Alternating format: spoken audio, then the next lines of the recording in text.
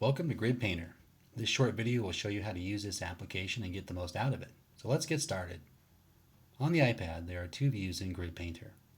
The one on the left is a list of projects you are working on, and on the right is a current project you have open. You can import an image in two ways. One way is to use the Open In function in most iOS applications. When someone emails or texts you a photo you want to draw, simply choose Open In and select Grid Painter, and the image will be imported and opened. But primarily you can select the small image next to the Works in Progress title at the top of your projects list. From here you can either take a photo or import from your photo library. In this case we will choose the photo library. Grid Painter will import the photo and create a new project.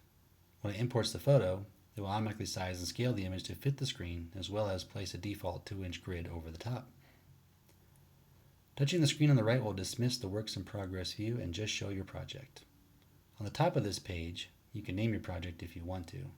I will name this one Bear. On the bottom, you can see the canvas size as well as the grid size. On the top right is a share button with which you can share, email, or print this image with the grid overlay. Whenever you touch the screen, the main controls will appear on the left. The top button is the main settings. Here you can adjust the actual size of your project, or whether or not you want to keep the original aspect ratio. You might want to do this if you intend to use the image only in a portion of your painting or drawing, or as I will show you later, you intend to zoom into a portion or crop your image. On the right, you can set the grid size. It is generally advisable to keep the grid size evenly divisible into your final project size for ease of laying out the grid on your canvas.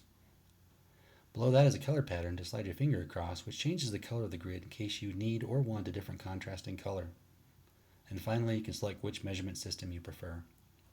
Pressing done when you are finished to dismiss this window, and you can come back to it at any time to change anything you want to. The next button in the controls is the crop button. This will allow you to crop your image or restore it from being cropped. For example, you only want to use this section of the photo, and it was going into this portion of the project.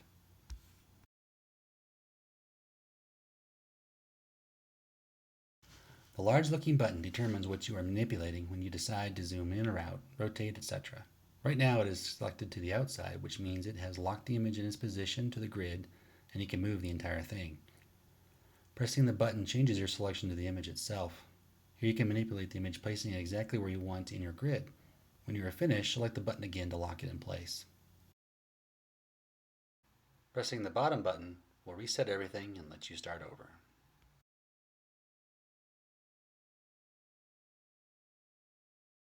Grid Painter will also remember what state you left your project in. If I select another project and load it up and then come back to this one, you can see it's ready to be used exactly again as I left it.